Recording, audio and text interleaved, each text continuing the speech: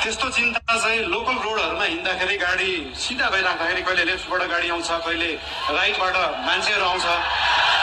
तर हाम्रो गाडी लोकल रोडमा हिँडेको गाडी होइन, हाम्रो एक्सप्रेस वेमा हिँडेको गाडी हो। गन्तव्यमा पुगेपछि मात्रै ब्रेक लाग्छ।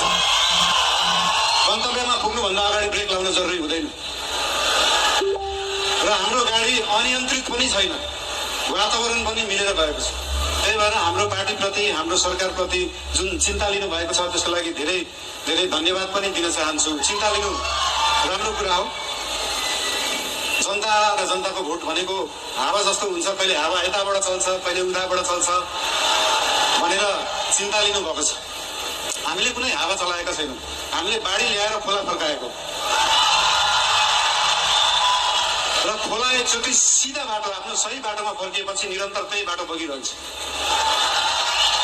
यो हावा जस्तो कहिले लेफ्ट राइट उत्तर दक्षिण पूर्व पश्चिम बग्दैन। त्यही भएर चिन्ता लिनु हुनेहरूलाई धेरै धेरै धन्यवाद दिन चाहन्छु। यस्तै चिन्ता हामीलाई दिइराख्नु होला, हामीलाई मार्गदर्शन दिइराख्नु होला।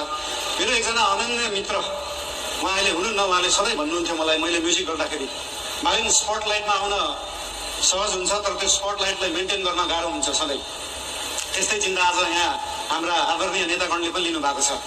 त्यो स्पटलाइटमा राष्ट्रिय स्वतन्त्र पार्टी आएको छ, दुईटिया आएको छ, यो मेन्टेन गर्न गाह्रो हुन्छ। तर यहाँहरू सबैलाई म के भन्न चाहन्छु भने हामीले स्पटलाइटमा हामीले ल्याएको होइन, जनताले ल्याएको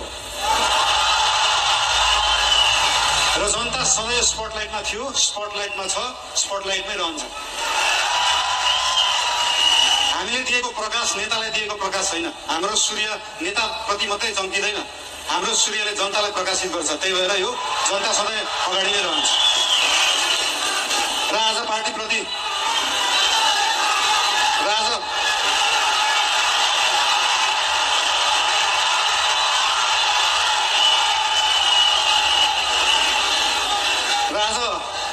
पार्टीको विषयमा विशेष गरी कुरा राख्नुपर्छ भनेरै हाम्रो पार्टीको चिन्तन कस्तो हो, लेफ्ट हो, राइट हो, सेन्टर हो, धेरै चिन्ता लिइराख्नु पर्दैन। हाम्रो पार्टी विकासवादी पार्टी हो, विकास गर्ने काम गर्ने पार्टी हो। हाम्रो पार्टी अगाडि बढ्ने पार्टी हो। हामी प्रतिशोध साध्ने, पुरानो कुरा लिएर न्यू खोज्दै बस्ने होइन।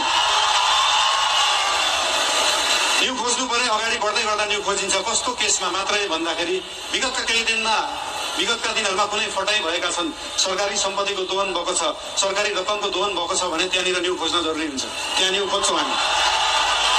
र त्यो न्यू खोज्दै गर्दाखेरि अख्तियारलाई 5 घण्टा सोधपुछ गर्नुपर्छ, सरसल्लाह लिनुपर्छ भने हामी 5 घण्टा मात्रै होइन, 5 वर्ष गर्छौँ। 5 वर्षै अख्तियारलाई राखेर सरसल्लाह गरिन्छ।